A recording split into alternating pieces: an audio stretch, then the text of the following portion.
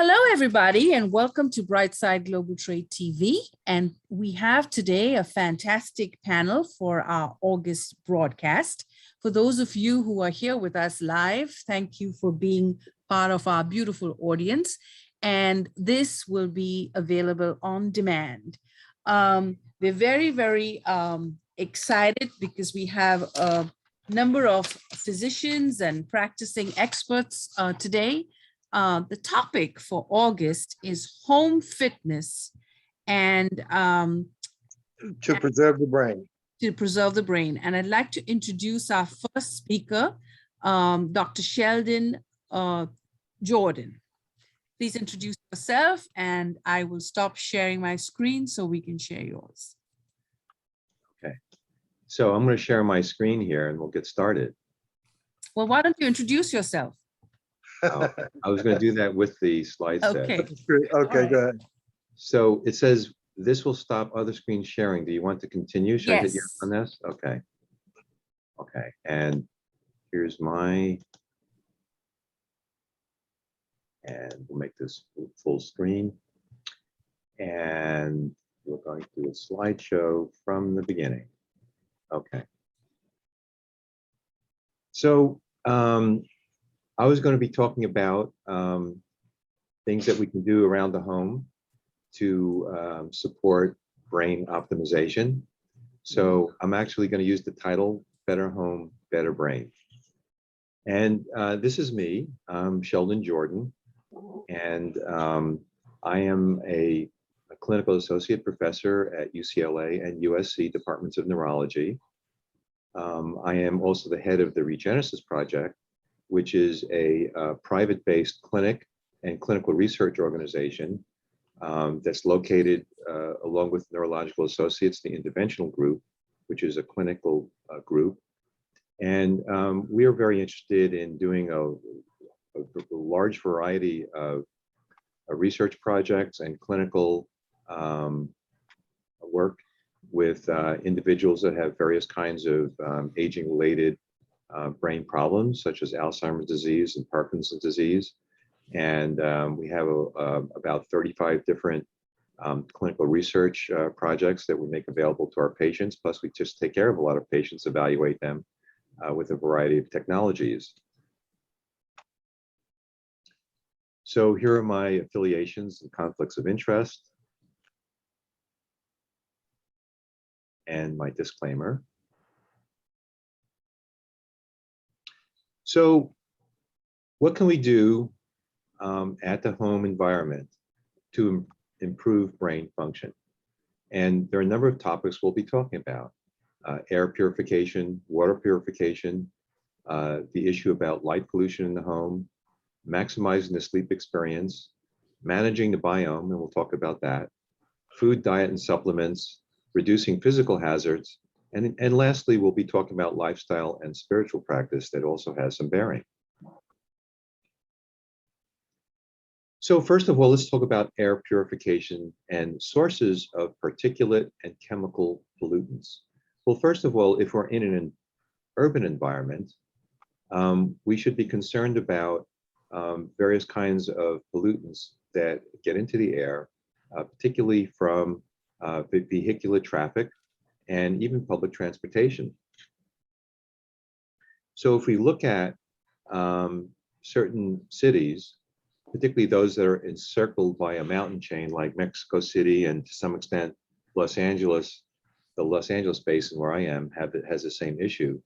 The urban pollutants get trapped, and this becomes a source of problems. So in the Mexico City experience, even children who are exposed to these tiny particulate pollutants can get changes in their brain that look like Alzheimer's disease just from what they breathe in from the air. It's really quite remarkable, and this has been reported by Lillian Garcia-Duenas.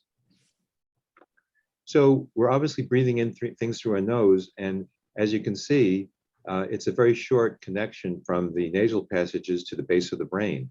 So whether it's a pollutant that gets in or maybe an infectious agent, it's a very short distance from your nose to the brain. So also we have to worry about fires, and in the home, mold exposure.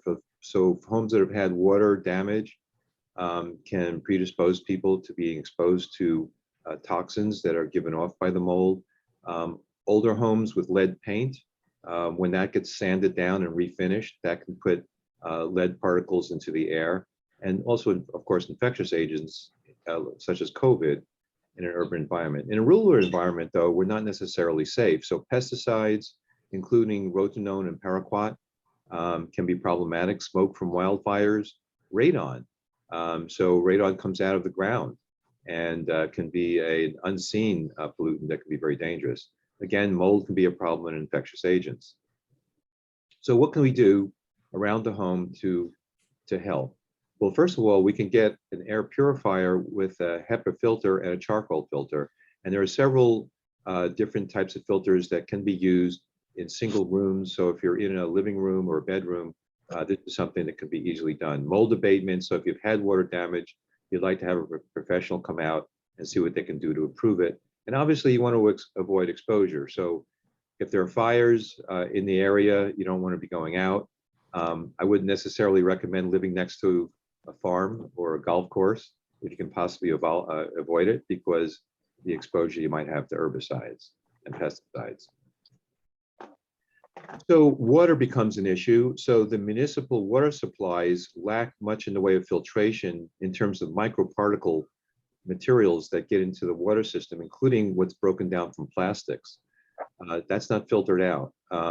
What does happen in the water supplies, they add chlorine type materials and fluoride, which is something that's actually added that becomes potentially a pollutant. There's also, of course, sewage and industrial runoff. So what can we do at the home to make things safer? We can use reverse osmosis systems that can be either a countertop or an under the sink filtration technique. These are not particularly expensive, and what you really are looking for here is the reverse osmosis. That's what gets out these microparticles. Be aware of bottled water. So bottled water isn't necessarily safe either, and particularly if it's put in plastic. So the plastic breaks down, it gets into the water, and that can be absorbed into your body. And there have been experiments done with actually fish that are exposed to these microplastics, and they can definitely get into your system. So light pollution is something that we don't often think about, but sources of light with blue components interfere with melatonin production that you need for sleep and for your immune system. The reflex looks like this. So you can see that particularly the sunlight, which has blue elements, gets picked up by the eye. There's a reflex that sends it all the way back up to the pineal gland, which is actually the source of melatonin. And that's what gives you normal sleep, and which is important for maintaining brain function. And in fact, important for maintaining normal age. So when we have blue light, particularly at night, it may become a problem. Think about the old days when, if we were up at night at all, we'd be using candlelight or firelight, which is mostly in the red range. And that wasn't particularly a problem. Perhaps one of the things that is a factor to this increased incidence of Alzheimer's disease and aging-related degenerative conditions, perhaps part of it is related to light pollution. So when you have a modern type of living room situation where you have TV monitors giving off bluish light, and there's this tendency to replace the old incandescent bulbs with things that look more like daylight. And that isn't necessarily a good thing, because you're exposing everybody to the blue spectrum light, which interferes with melatonin production. So what can we do to help ourselves? We can avoid evening and nighttime TV, computers, and cell phones. We can try to think about using yellow light at night, and consider using melatonin supplementation. So maximizing sleep is nothing we want to think about. We want to be cognizant of someone who might have problems with snoring or obstructed breathing patterns, because when you cannot sleep deeply, it does not allow the brain to get rid of the toxins that accumulate during the day, and it can be one of the contributing factors to brain degeneration, including Alzheimer's disease. One might want to consider sleeping with the head elevated simply to prevent that redistribution of fluid that gets us up peeing in the middle of the night repeatedly, that also interferes with our sleep. So what's the biome? So it turns out that the body normally has bacteria. Bacteria lives in your gut, it lives in your mouth, it lives in your nose. And that mixture of bacteria can be very important. If you have the wrong bacteria living in these different areas, it can give off all sorts of toxic elements and produce an inflammatory response that can be felt throughout the body, including the brain. We want to make sure that we don't kill off the good species with the bad. So, generally, it's probably not a good idea to use mouthwashes, and antibacterial toothpaste. And you can also make sure that you just use good mechanical means to get rid of the plaque in your teeth. So good dental flossing, frequent visits to the dentist is a good idea to get a real good cleaning. And make sure you brush your teeth and possibly use a water pick, but you probably want to avoid these antibacterial agents that also kill off the good bacteria that you need. So avoid unnecessary antibiotics. Every time you have a cold or flu, it doesn't mean that you need to be on some sort of antibiotic, because that kills off the good bacteria in your gut that you may need to keep you healthy. Interestingly, perhaps up to 80% of the chemicals you need for a healthy brain are actually created in the gut, in the relationship between the gut wall and good bacteria. So taking unnecessary bouts of antibiotics, probably not a good thing. Think about adding foods with active cultures like yogurt and kefir. Make sure they have active cultures, because this is a way of getting some good bacteria back into your system. Just remember that in your mouth, there are all kinds of bad bugs that live. So there's an easy access to your brain through the vascular system from your mouth. So you also have a connection with the vagus nerve to your gut. So if there's bacteria and other kinds of toxic, they can actually find their way into the brain. And the way that the gut interacts with the bad bacteria, that can also send off an inflammatory reaction. So all these things are important to keep in mind. So what can we do in terms of food, diet, and supplements? Well, the Mediterranean diet is something that many people would recommend. The idea here is to avoid empty carbohydrates like white bread. And many people have problems with gluten in wheat products anyway, which can produce an inflammatory response that can affect the brain indirectly. We probably want to avoid a lot of animal fat, particularly ones that have been finished with soy and corn products. So grass-fed would be a better way to go if you're going to have any animal products in your diet. So an interesting concept that's come around recently is intermittent fasting or time-restricted eating. So this is the idea is that you eat within a relatively short time frame. So you maybe have a late breakfast, or maybe don't start eating until noon and finish eating by, let's say, 6 or 7. So all of your eating is within a 7 or 8 hour period, and you end up fasting. No midnight snacks, no snacks at all at other hours. When you go into a relative fasting state, it makes your brain actually get sharper. It's one of the factors that seems to generally add to longevity. So this is something that a lot of people are doing, me included. So the Mediterranean diet, basically, if you're going to have any carbs at all, it would be multigrains, lots of fruits, vegetables, and seeds and fruits, and maybe fish. So that would be the Mediterranean diet.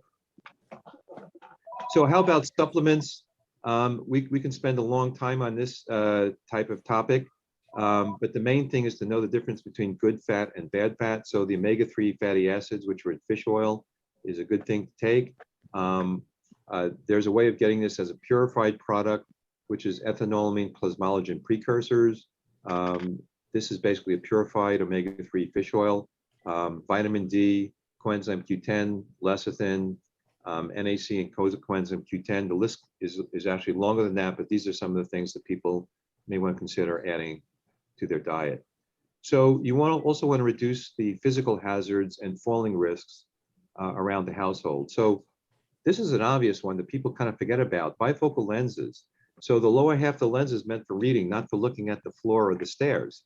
So in my experience as a neurologist, what I find is a lot of people will be falling because they're not really able to focus properly where their feet are going.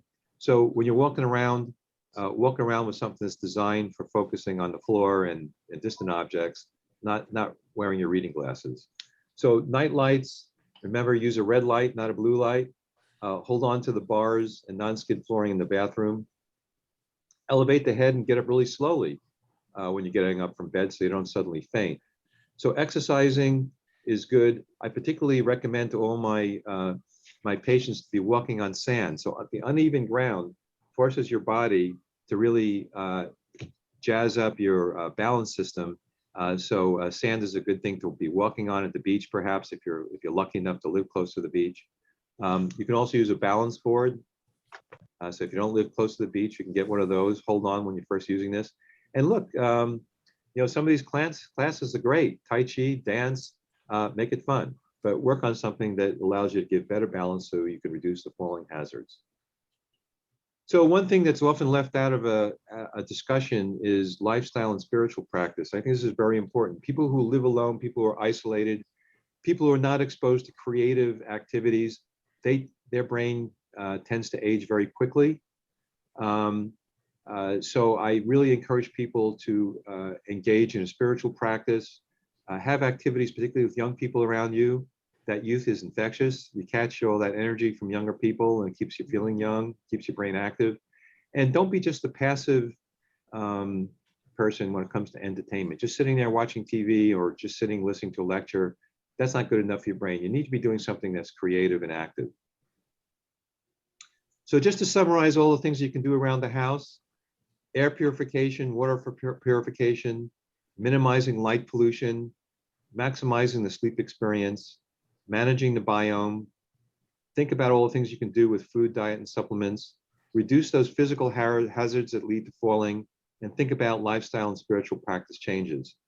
There's a lot in my book. If you're interested, you can read all about these materials and all about these considerations and how you can deploy that in your everyday life and what you can do around the home.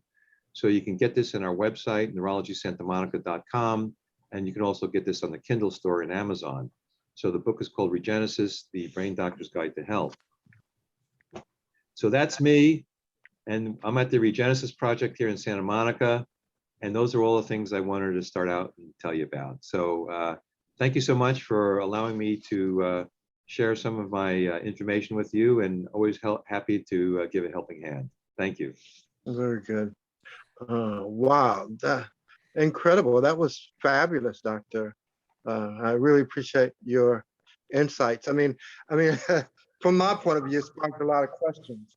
You're the only doctor that I've heard speak of the vagus nerve, you know, and which I thought, I mean, the nerve from your brain to your, you know, your gut. But how amazing that is, and let me not do that. But and then you spoke about that, and then there's you talked about quality of air, which I don't think people in homes have put a lot of attention based on, but that's a big deal, I guess. You know, the quality of air and having all kinds of particles or items in the air quality that diminish your value, and then sleep quality. Each one of those is the power in itself. The power in itself. So, you know, is there some simple thing? I mean, just being conscious of that, I imagine, has a great impact for us. You know, but at the end of the day, you know, how we can get the maximum benefit. I've often said, and you can comment on this, is that someday within the next years, I think that every home will have, you know, oxygen within the home, or particles or tanks of oxygen, improve the quality of health. And well, so I hope we don't have to actually supplement oxygen, but you know, these filter systems are not very expensive. There are multiple ones on the market, and you can look at these yourself. But basically, you want to get something that has some sort of active carbon filter, as well as a HEPA filter, which goes down to small particle sizes.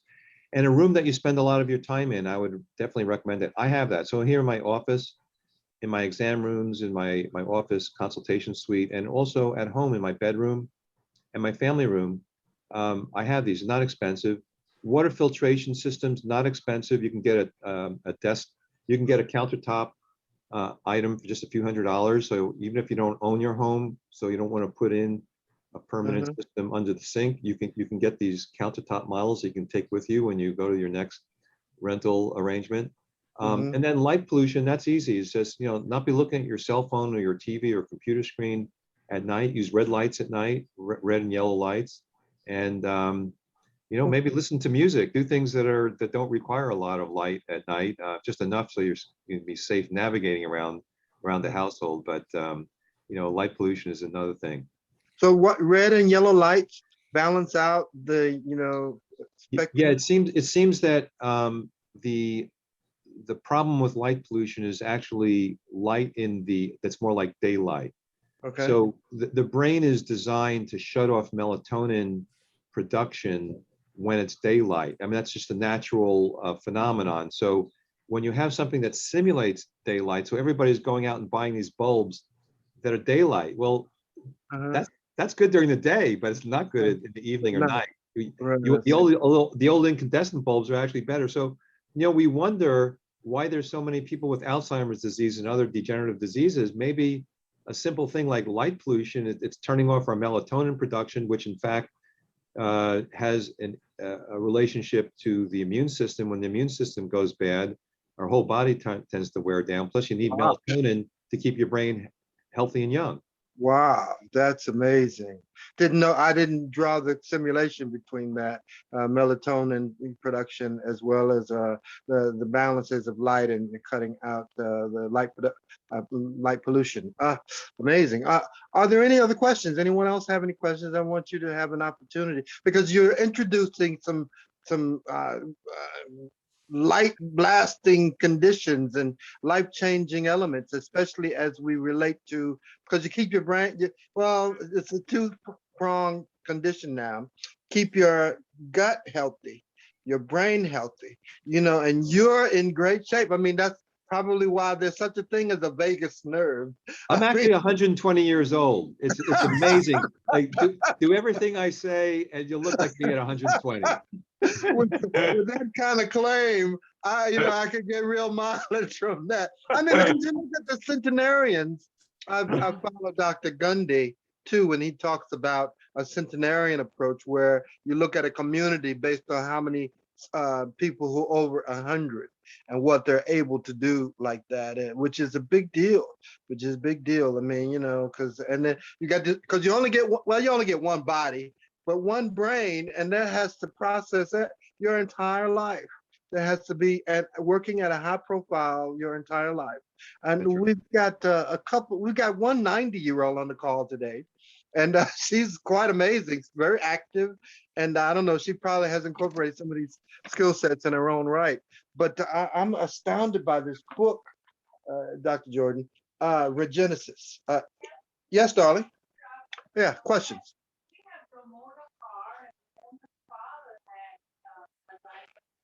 I have a question, Doctor. Sure. I just joined in and I haven't been there, since the beginning of your talk. So my dad is 90 and he has dementia. He lives in Mumbai, India, where there's tremendous amount of light. So he has been retired since age 58 and his activity level declined and he had dementia since about, I would say, for the last 5 or 6 years. So in his case, there's always plenty of light in the house, but his dementia is progressing. So, I mean, is there anything you think there's any other?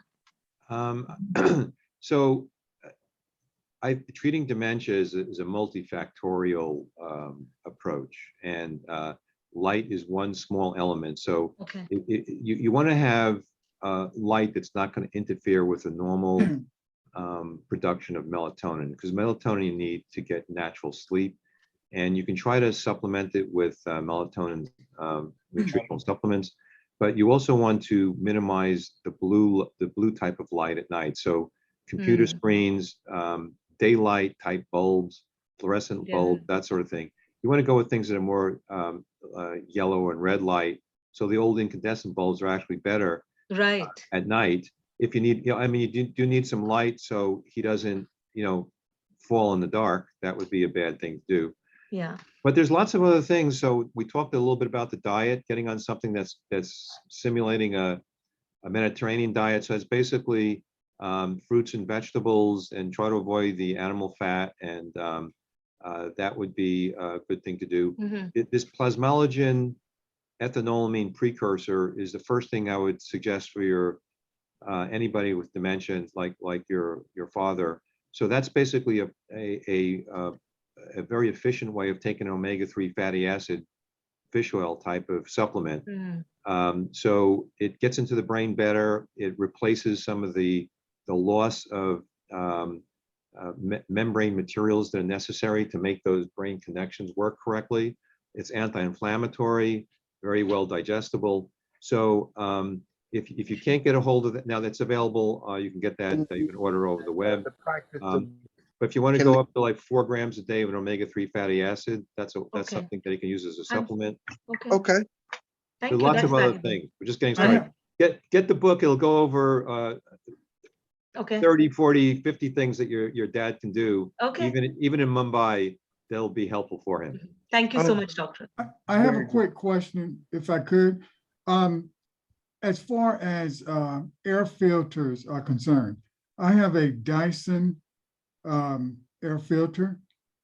Would you comment on the effectiveness of that brand or model? Well, you wouldn't know the model, but that brand of air filters. Well, I happen to have a lot of Dyson products in my home. I don't have it as the air filter. I'm not. They have some great engineering.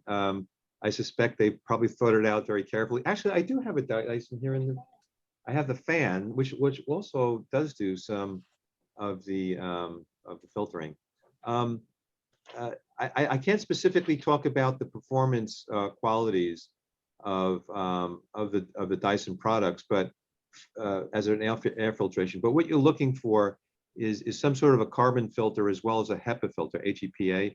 You want to make sure that it gets particulates down to the very small sizes, and you need something along the lines of a charcoal or activated carbon filter, because some of these other pollutants need to be filtered out that are more along the lines of a chemical pollutant as opposed to a particulate pollutant. Wow. Okay. Fabulous. Thank you. Amazing. Now, doctor, are there are amazing questions in the process of habits, performing, habits that you continue are consistent with? Have you seen any activities that you get? I swim. I love swimming. I think it's a great exercise in terms of the surplus. What I find myself doing now is just trying to clean my lungs out or whatever, but you tell me. So. I think that's a great question. And I did very briefly talk about just exercise as a general item.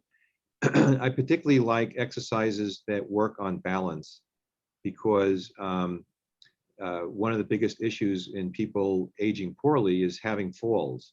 And when people start to break their hip or break their legs or break their ribs, or even worse, they hit their head, that can start a cycle of deterioration, which is hard to recover from. So I really emphasize activities that work on balance. So walking is good, particularly for an uneven ground. I happen to like the beach because it's always a soft fall there. I think dance classes, Tai Chi classes, yoga, you get a little bit of exercise, but you also work on balance at the same time. Plus, it's a social activity, which is great, because a lot of people tend to get isolated as they get older. So the more that you can socialize, that also helps you. So I'm not a big fan of just being a gym rat and just kind of grinding it out by yourself. I'm more interested in people doing exercise that also gets them out in groups, and particularly when COVID's over. Because I think the socialization is almost as important as the exercise itself, and working on balance at the same time is good. I love swimming because it's low impact, so I'm all with you. So that's a good thing. If someone's not a great swimmer, you can get one of these aqua joggers, which is one of these flotation belts that allows you to stand up in the deep end. You can just run in place if you don't want to swim. Some people have problems with their neck, so they have trouble breathing when they're swimming. So doing the aqua jogger is a good way, particularly in the summer months, to get exercise in a pool. Biking has become now a more of a favorite activity for older folks now that you have e-bikes.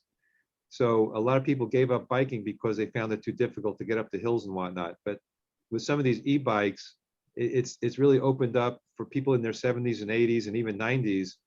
People are now getting back into biking because you have that assisted motor that makes it really exciting and fun. And again, it gets you outdoors and it gets you with other people, which is always a good thing. Wow. Wow. I'm so impressed. Any other questions? Anyone else have?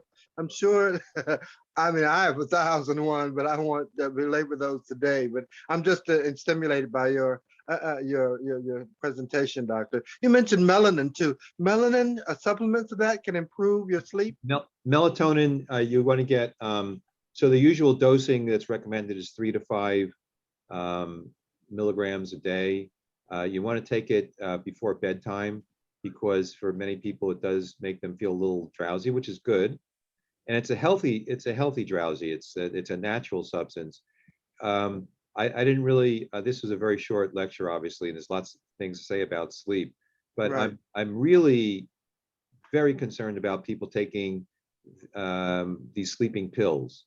They rob your memory. They make you imbalanced. If you do get up in the middle of the night to pee, you may not have the balance you need. And so, it's tragic because some of my patients will take a sleeping pill of one sort or another. They go to the bathroom, they fall because they're sort of half awake and half asleep. They break a hip, and then they get into the hospital, and it's downhill from there. Right. One last thing too. There are patients or people that I've spoken with or familiar with. They've had issues with aneurysms or deposits that settle or settlements or sediments or whatever. Any comments and descriptions on that? Sediments. Well, I don't know if there's sediments. I know aneurysms. I mean, I don't know what that means. If you have some comments on that, if it has some value. Yeah, well, aneurysms. So aneurysms would sound like some of these weaknesses in blood vessels that can occur in various places in the body. Of course, the most dangerous would be in the aorta. So that's the main artery coming out of the heart. When people have high blood pressure and atherosclerosis, they can develop some ballooning out of the walls of the blood vessel, and they can eventually blow out when they get thinned enough, and that can be lethal. And this is something that needs to be evaluated with a good examination, and it needs to be treated. Often it needs to be treated surgically. This is something that's been missed with COVID. I love telemedicine. I love the fact that people can have a little bit of a checkup from home, but it doesn't replace a physical examination. This is one thing. You have to have a real good physical examination. So you want to have a primary doctor that actually does the hands-on. So something like an aneurysm in your aorta, that can be, you have a chance of detecting at least a large one by doing an abdominal exam. And unfortunately, nowadays, people aren't really getting the physical examinations they used to get. So you're bringing up a very important topic, which is, we love telemedicine. We like the fact that we can do things by the phone and by this kind of a relationship that we're having right now over the computer. But it doesn't replace a person-to-person examination. So sooner or later, you really have to go. And same thing with dentistry is really important. I spent a little about time talking about that. But what grows in your mouth gets into your brain. And so good dental care. So there's a lot you can do at home. So flossing, brushing, water picking, but you really can't get those deep plaques that you really have to get a professional to help you with it. So I recommend several times a year for patients. And also if you've had root canals, you may want to think about getting a conical CT scan to see if there's a silent infection, because once you've had a root canal, you can't feel an infection. And these smoldering infections anywhere in the body can be a source of inflammation in the body as a whole, but it spreads to the brain. There's crosstalk between the body and the brain that deteriorates the brain at the same time. This is my last question, absolutely. But are there purifying elements that you want to kind of remain clean? Drink lots of water, I'm sure. But if there are habits that you could just stay clean, I mean, of course, not drinking or not smoking and not, habitual things that could impact that. But if there are other habitual activities and habits that could help us, what would you suggest? Well, you've actually covered a lot of you've covered a lot right there. So let's take drinking, for example. So and like I like a glass of wine, and so I'm not a teetotaler, but it's said that one glass of wine is okay for you, and maybe there's some health benefits. The problem is keeping track of how much you actually drink. And so people end up drinking more than one, and then it becomes dangerous very quickly. Plus, if you're drinking at the end of the day, so in the late evening, alcohol interferes with sleep. It's one of the biggest reasons why people don't get deep sleep.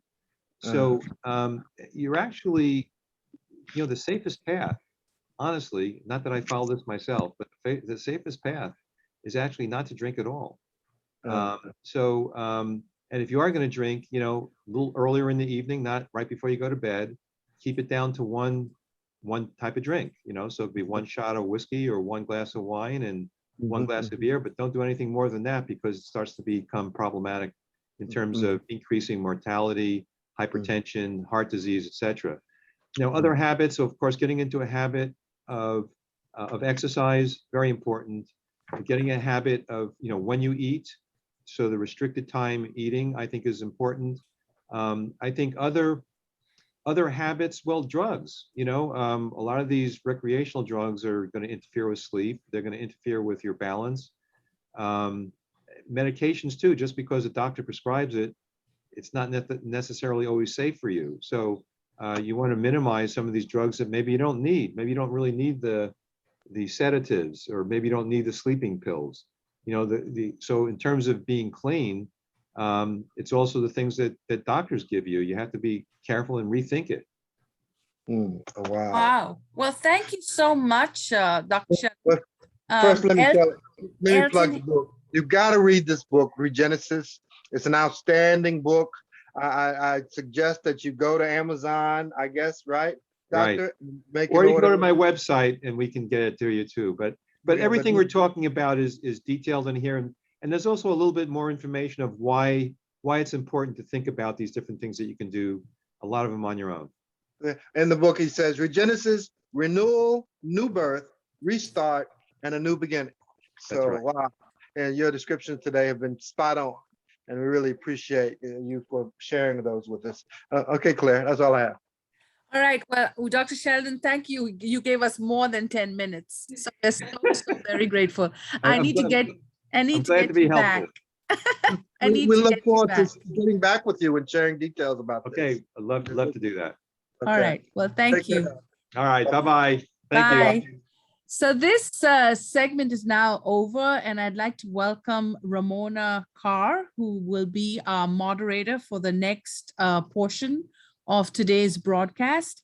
And we have with us Stephanie and Danica. How much time do we have with you? Because Danica's going to do a quick introduction and Stephanie's going to make a presentation, and Dr. John as well. So Danica, how much time do we have? As much time as you need. I don't think I'll take too long to do a brief introduction to who we are and what we do. Okay, so let's, Ramona, let's start with Danica and then go to Stephanie. And then, because Stephanie will need more time. Stephanie, how much time do we have with you? Hey, I have probably like 10 or 15 minutes. Oh, so let's go with Stephanie first then. All right. Over to you, Ramona. Hello, everyone. Good afternoon. Thank you for joining us. My name is Ramona Carr, and I'm happy to welcome Stephanie. A little bit about Stephanie. Stephanie Moran. Am I pronouncing your last name correctly? Yep, that's perfect. Stephanie is a green living mentor and the CEO and founder of Good Girl Gone Green, where she teaches busy women how to live greener and more sustainable lives. And her goal is to reduce the number of unnecessary and potentially harmful products she was bringing into her family's home. Stephanie began DIYing her own cleaning and personal care products. Now, with over 10 years of experience, she has helped over 20,000 women to not only live more sustainably, but also live with less, shop ethically, and reduce the overall amount of toxins they are exposed to. So, Stephanie, I will let you present. Our pleasure. Thank you for joining us. Thank you. Thank you. Thank you. Thank you for having me. Thank you for that nice introduction. So my name is Stephanie Moram. I am from Montreal, Canada, and my passion is green living, getting toxins out of your house, and also living as, leaning towards a zero waste lifestyle. So I'm going to be talking a little bit about food waste. And the first thing is, I don't know if you realize, but we waste a lot of food, a lot. I don't know if we realize, every time we put a little bit of this in the garbage or the compost, we put this in the garbage, we're just constantly wasting food. And probably the amount of food that we waste, we could probably be able to feed other people. So one stat that I have is that we waste about 40% of our food.